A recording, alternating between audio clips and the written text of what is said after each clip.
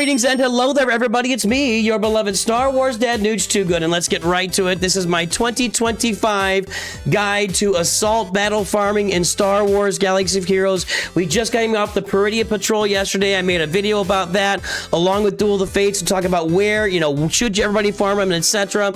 Today we'll talk about those 2 assault battles and where they fit in with the other 7 assault battles in the game. That's right, we have 9 assault battles in front of us right now in Star Wars Galaxy of Heroes. Not only are these assault battles very important to farming up your roster, getting gear that is important, and even mods. Now we got the extra ones, but gear and mods that are very important to your roster, but also they get you loaded up with a lot of teams that will help you perform in all nodes of the game.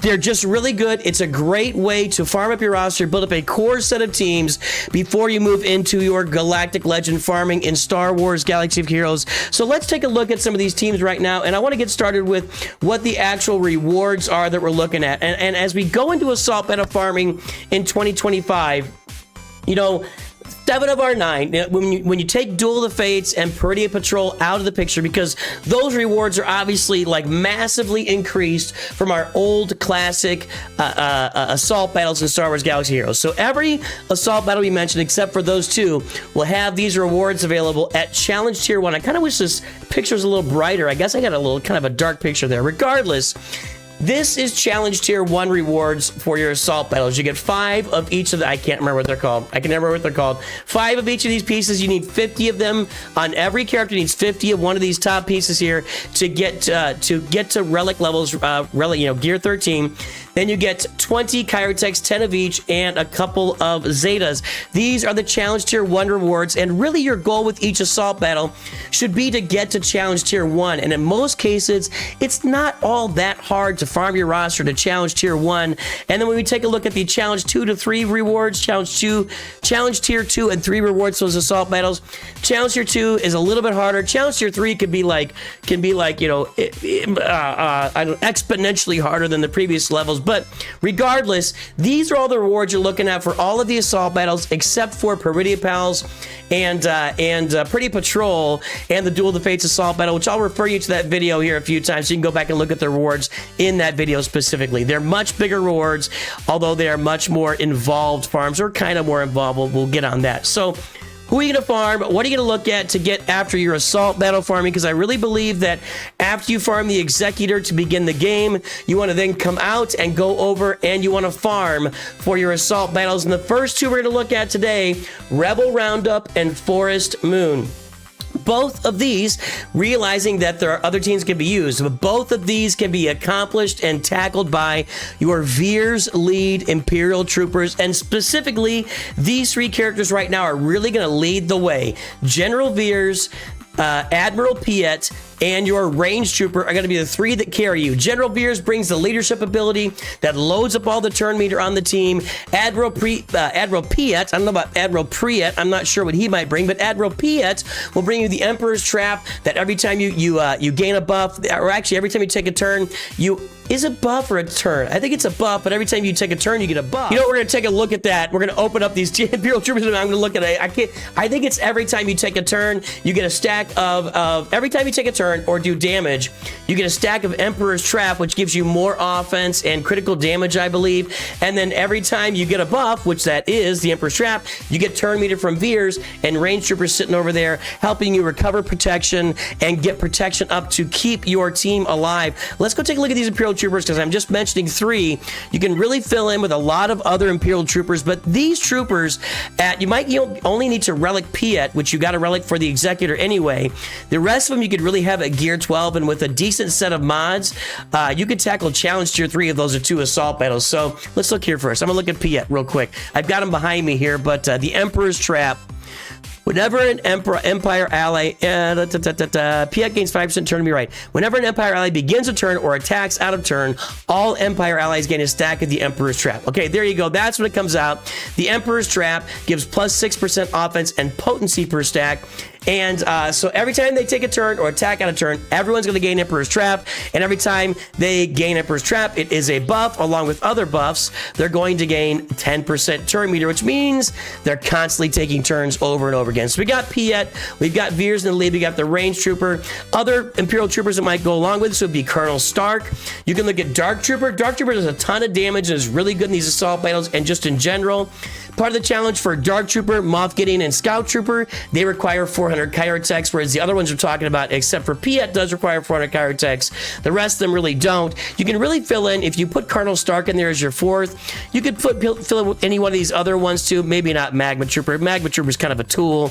And I'm not sure about the two tanks. They might just tank too much and take too much damage, but Death Trooper or Snow Trooper should be able to help you out. So fill it in, get out there. Another, and just a side note, just a little side note, I'm going to be testing this out pretty soon. If you want to take a little different path to it, Gar Saxon and the Imperial Super Commando right there, if you get those guys up to gear 12, they can also participate along with the initial 3 that we showed you, Veers, Piet, and Range Troopers. So there you go. That's the person we want to look at, and this is why I really focus on Imperial Troopers as one of the very first teams to unlock, because they're going to get you through 2 assault battles, and they're going to punch up at lower gear levels. They'll punch up to Challenge Tier 2 and even Challenge Tier 3 of those assault battles. That's why I love these Imperial Troopers. Coming up next, your Phoenix here in Star Wars Galaxy Heroes. And I've only got 2 characters highlighted here because there's a bunch of Phoenix. There's 7 Phoenix characters, but we look at if you got Hera and Rex as your leader and primary driver of the team, Captain Rex, you can fill in with other slots. I do believe that Kanan and Sabine and Chopper are the ideal rest of the team, but I still think you can make waves with Zeb and Ezra Bridger. And when you're looking at military might, I haven't tested this myself yet, but plenty of people have told me that if you go out there and you buy the Shadows of the Empire Lightspeed bundle, which gives you all the Phoenix at Relic 3 and doesn't give you Captain Rex, then you farm Captain Rex, get him up to gear 12, you can get through Challenge Tier 3 of the Military Might Assault Battle. Now, you could also just farm the Phoenix up to Relic 3. They're not that difficult to farm. They're very old characters. All of them except Captain Rex, that is. And the same for Secrets and Shadows, except it doesn't quite get as far. Secrets and Shadows, you can definitely get through Challenge Tier 1 with your Phoenix. Maybe through Challenge Tier 2, it's a little more iffy. You need some Relic levels on there. You need some good RNG at the end. Challenge Tier 3 is going to be a no-go. You'll need your Night Sisters eventually to do that. But let's take a look at the Phoenix here. Who's going to fill in? We'll also look at the Night Sisters that come in later. So Captain Rex, Hera lead, Captain Rex there. Kanan's is a tank that can bring you in, a cleansing tank that can take a lot of damage. Sabine is an offensive output. She puts Stagger out there, which removes turn meter. Anybody gets hit with Stagger, they lose all their turn meter. Chopper's another tank, another cleanse of the enemy out there and an assist. Ezra is just another offensive force, and Zeb is offense, plus he's also dazing and stunning the enemy. But I like these first 5 here on my Phoenix team. You can get, you'll be okay with these other 2. I just think that long term, you're going to look at these 5 being on the team. As far as when you look at Military Might and Secrets and Shadows, another team for Military Might will be your Commander Luke Skywalker team. I'm actually going to go to my squads for this here. Let's go over to Conquest, and I can show you my CLS team right there. There it is at the top of Conquest. I'm going to click on that. So your CLS team with CLS, both Chewies, Han Solo, and 3PO, that's going to get you to the top of Military Might as well. And you don't even, I did it with low Relic, all of them, and like a Gear 11 Chupio, so you really don't have to get, and I've been told you can even get through at Gear 12 with all of them if you've got them all at Gear 12. So not a lot of Relics required, not a lot of Chirotechs required there, except for on Chupio, that's 3PO and Chewie. You can do a lot of things with this team in Military Might. And when you look at Secrets and Shadows, we're looking at Night Sisters over there. I've been told, again, I've been told that Great Mothers can do okay. Where are my Night Sisters here? Here we go.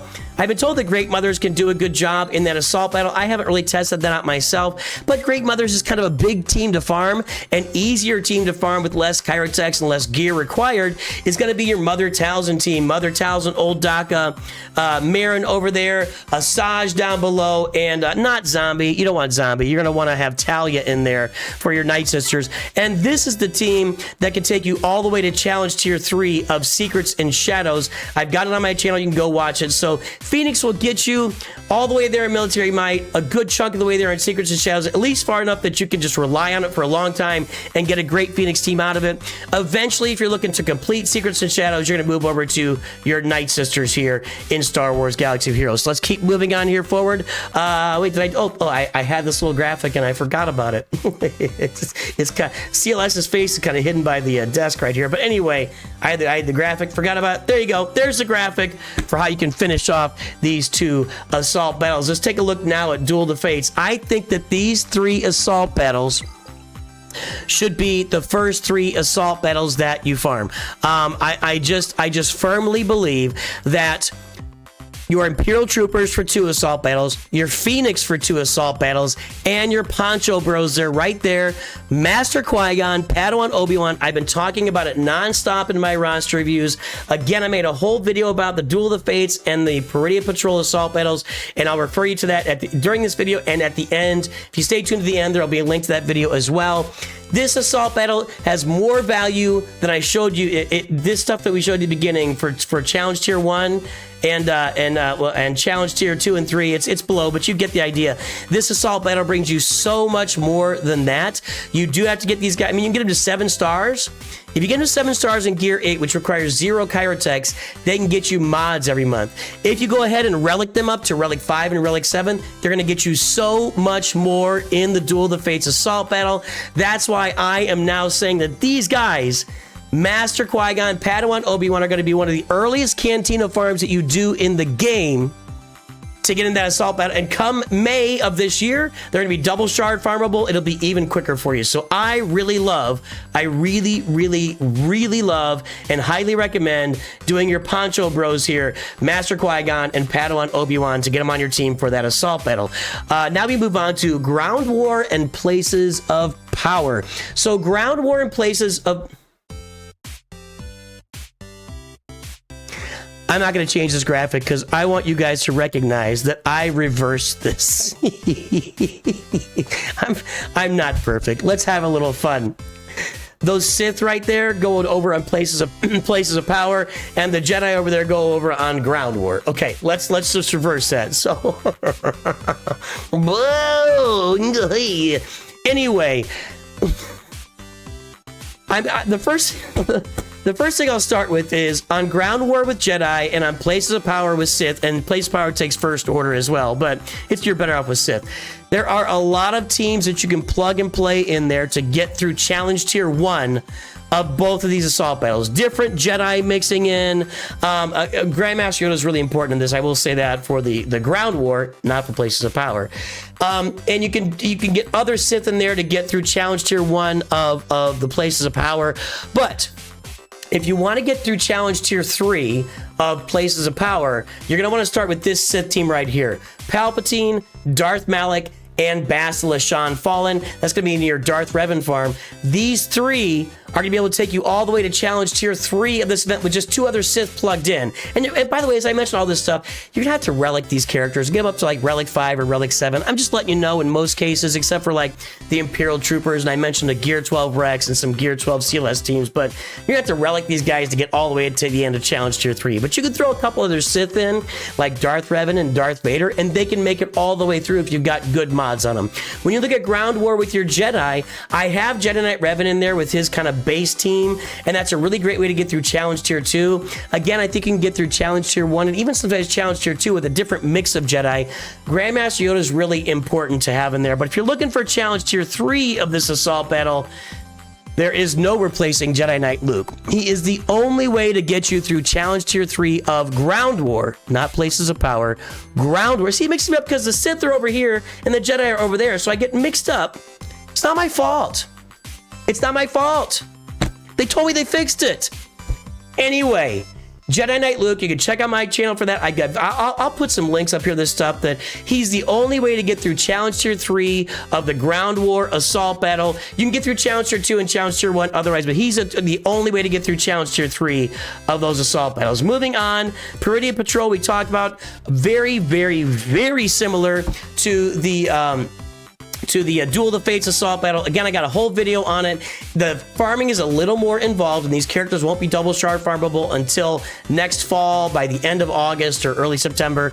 And there are regular energy nodes, so it takes longer to farm these 3 characters that you see in front of you: Night Trooper, Captain Enoch, and Death Trooper Peridea. But this assault battle is so valuable. I've said it before, I'll say it again. If you are buying Lightspeed bundles if you're buying all the Lightspeed bundles, you need to buy all the old stuff and farm all the new stuff. And the new stuff is Duel of the Fates and Peridea Patrol. And you can bet your Biffy that we will see more assault battles like this in 2025 as we move through the year. That we're going to get at least one more assault battle like this where you're going to farm the new stuff and get these assault battles going on your roster to really feed your roster deep, deep, deep into the game. And our final assault battle today, and again, guys, I mentioned these assault battles are going to fill out your roster with great teams. They're going to bring you together, give you great rewards, and give you great teams. This is the one that I find the most challenging to kind of support or pull myself around to. Part of the reason is with Fanatical Devotion, you can see the Inquisitors in the background there. Well, the problem with the Inquisitors is they are a hefty investment. You're talking, you have to have 5 of them at Relic 5 to go get your Grand Inquisitor, and at Relic 5 they're all going to cost you, it's going to cost you 2,000 Chirotech, not to mention the other gear that goes along with it. When you unlock Grand Inquisitor, you're going to need to get through Challenge Tier 3 of this. That's another 400 Chirotech. They're just really expensive, and you get Reva later, who isn't required for this, but she's just really good. That's another 400. They're just expensive, but if you did buy the Tusken Lightspeed bundle, I've been testing this out on the channel. I got through Challenge Tier 1 very easy with the Tuskens that were given to me. I did add Zetas and stuff to them, so you gotta have the Zetas on there. And I had pretty good mods. Challenge Tier 2, I got through with them all at Relic 7. Challenge Tier 3 I've not accomplished yet with the Tuskens. I have seen videos where it has been done, so it can be done. Something that you would need a lot of RNG based on my experience with it. I don't want to relic them past Relic 7, but if you bought the Tusken bundle, this is a good way to get into the Fanatical Devotion and get it through at least Challenge Tier 1 to start getting yourself some rewards every month in assault battles. And there you go. That's it, guys. That's the entire thing. That is my assault battle farming guide for 2025 in Star Wars Galaxy Heroes. Look for more assault battles this year to be more of the variety of Duel of the Fates and the Peridea Patrol. I'm sure we'll have stuff come out this year for sure, but there's a lot of great stuff out there in assault battles that you can farm, and a lot of great teams you'll end up with. I truly believe you should farm the Executor first and get your way going on these assault battles, and then once all that's done, then you go out and you start farming Galactic Legends or buy your bundles to get your Galactic Legends, etc. It's a great way to learn the game. It's a great way to get a lot of good characters on your roster, and that's what we got for today. 2025 farming guide for assault battles in Star Wars Galaxy of Heroes. I hope everyone has a great day. I will definitely talk to you very soon, and of course, always remember, Nooch too good.